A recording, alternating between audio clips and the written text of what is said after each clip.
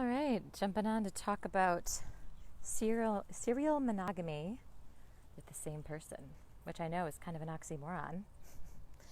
I like to play with words and play with paradox and oxymorons because I think life is full of it, if we're honest. So instead of denying it or trying to avoid it, let's play with it. Let's play with these oxymorons and contradictions and paradoxes, yeah? So this conversation is for people who are interested in more classic monogamy.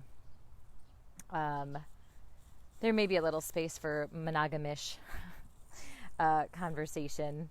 If you're not sure what that is, you can Google it. But, definitely this is a conversation for people who are interested in monogamy as the primary way that you operate inside of your romantic relationships. You're not really looking to create a non-monogamous relationship. So monogamish is really borderline, and the jury's still out on that one. So what do I want to say? Serial monogamy. So serial monogamy, for me, being a person, let me back up again and just say that I have nothing against non-monogamy, like morally or, any judgments. I think that two things there. I think there's a place and time for everything. Like we're called in our life at different stages to be in different kinds of relationship. And for some people, non-monogamy is, a stage, if you want to call it that it may be a true desire that lasts a lifetime. So, I don't know everyone's soul path, and so I just honor that. And this conversation is for people who feel called to monogamy, but are like, how do I make that work? Like, is that even natural? Like, these are big conversations. I know Esther Perel talks about, there's several authors who, are really talking about, is monogamy natural? And in my, from all the readings I've done, I don't know that anyone has the answer. So instead of debating really, the absolute answer to that, I think you just choose, right? Just choose. Is it, if you're feeling called towards monogamy and that's something that you really want to learn how to commit to, great. And I think it's a beautiful opportunity to play with contradiction, to play with paradox.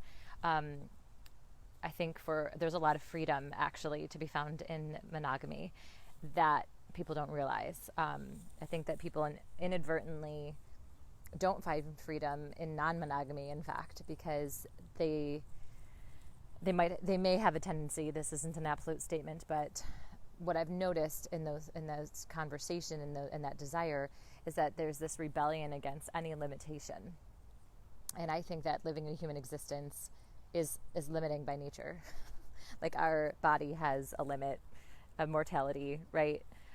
There's limits to the material world and to resources and to what money is in your bank account. And then the paradox is that we're like unlimited beings, that anything's possible, and we can create anything from nothing, right? Including money, including love, including monogamous commitment. Okay, so this is for people who are interested in playing with that paradox of monogamy. Yay, thanks for jumping in and thanks for the hearts. If you have any questions or comments, agreements, disagreements, feel free to put them in the comments. I love to have these be engaging conversations. So I'm not just blabbing away for my own benefit. I want to know how it's landing out there in the world. So yeah, monogamy is, I think, for people who want to play with that paradox, who want to play with that beautiful tension of choosing one person to really commit yourself to spiritually, sexually, emotionally, physically. That monogamish conversation has a little more spaciousness, and again, the jury's still out on that. So I'm just going to speak more to like classical monogamy and play with how serial monogamy can exist inside classical monogamy. So classic monogamy is, one person for essentially for your lifetime, really, for as long as it's really true. And true is that's a whole loaded conversation. It's not just like until it's no longer convenient, right? That's not what I'm talking about. I'm talking about you're with this person as long as it's still true. And I think we really create that as we listen and we know the truth of our being and our path. It's a big conversation. So serial monogamy is generally where people are really love to commit to one person, but usually for like just a short amount of time, like months, Studies say that, about every 4 years is when like our is like a classic turnover rate for divorce. um, and I've even heard it said that, really we're biologically designed to seek as many different sexual partners as possible so that our procreation efforts are successful, right? If you scatter your seed to many places and you open to receiving seed from many different places, then you can have babies with different fathers and they have a higher chance of success. Like that's a very, biological procreative reason for why we seek multiple partners. But then we also have this desire to mate. We have this mating capacity, to choose one person to really create life with. And it's beyond just romantic, it's also really practical, and beyond practical, it's also really spiritual. And so I talk a lot about that, about shared purpose and like this third entity that can arise in long-term committed partnership. Yes, it occurs inside of friendships and inside of workplace, inside of short-term romantic relationships, but I'm talking about something very distinct that arises over the long-term monogamous relationship. So I believe that third entity that has like a spiritual shared purpose quality is what will save the world. So that's why I'm so passionate about monogamy. And for those of us, and myself included, who I love variety, I love people, I'm a lover, right? So I have been challenged by like, one partner, like, but I love so many people and I want to go explore love with so many people. And then, there's a lot of places we can take that. But for this conversation, what I really want to drop in is that who said that your one partner isn't many people all in one? Like, we've all heard it before that when you marry, the person that you're married to in a couple of years is going to be a different person. So if there's this desire to like be with all these different people, can you seek that inside of your one partner? Can you see it? Not as a function of just your imagination, but of actual truth. Like, we literally evolve over our lifetime. So I know that there's fundamental pieces of me that are the same and will always be the same, but there are also pieces that I am a different woman than I was a couple of years ago, and that my husband gets to experience me differently because of who I am, how I am shifting. And he's a different man than when I first married him. Like, there's ways of being that he is shifting, and how he relates and how he is in the world. And so serial monogamy can exist inside of classical long-term monogamy. Good news. So it does take willingness to see that, imagination, and also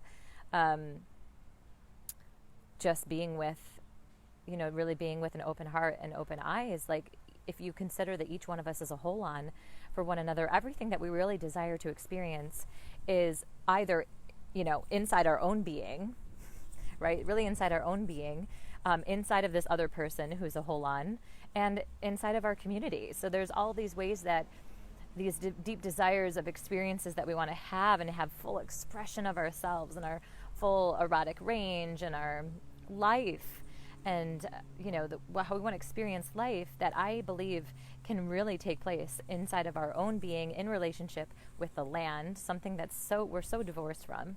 We don't have a relationship with the land, so we don't know how to be nourished erotically, just life. We don't know how to receive life from the land.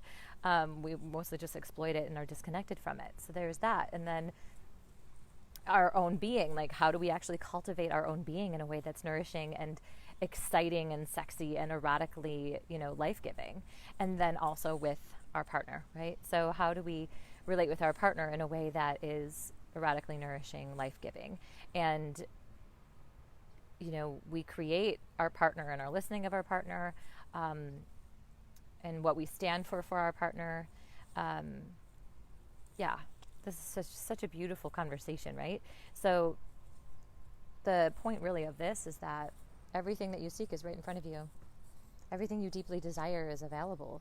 And my sense is that a lot of people who do not choose monogamy, like more classic monogamy with one partner for long term, they're afraid of losing that, the ability to fully express their range of sexuality and like life experience.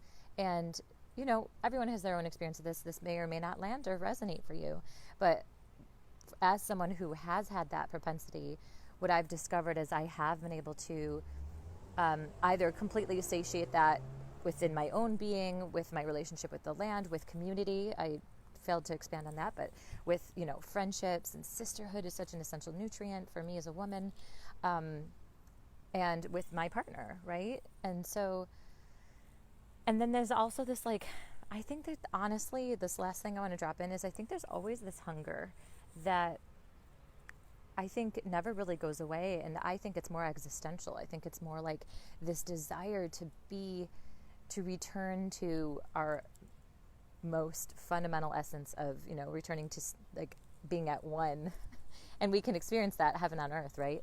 But as a human, there is this estrangement because we are a spirit in a physical form. So that physical form, it's all one, and there is this experience that we're separate. So I think we always have, while we're in this human body, we have this experience of being separate from this thing that we desire to be fully merged with.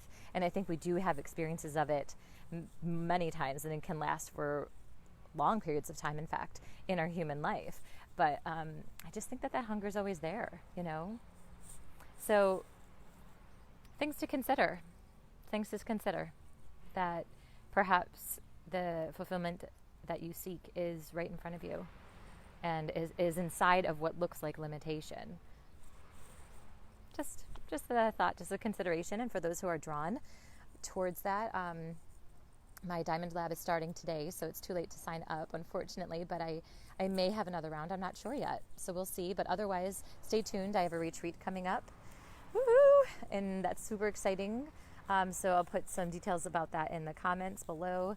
And I have a 6-month program that's called Lover, and that explores really the depth of the power couple paradigms that have been revealed to me in my journey in 8 years of monogamy, and 4 years of marriage, and with someone who's very different from me.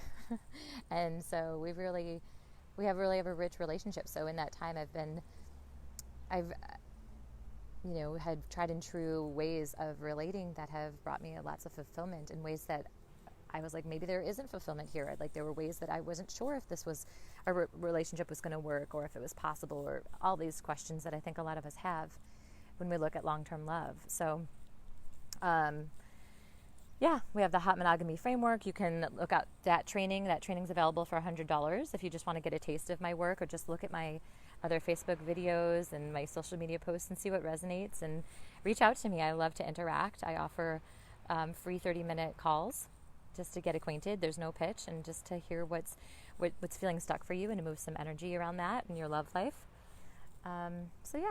So much fun being here with you, and thanks for tuning in and listening. And if you have any questions, reach out. So much love.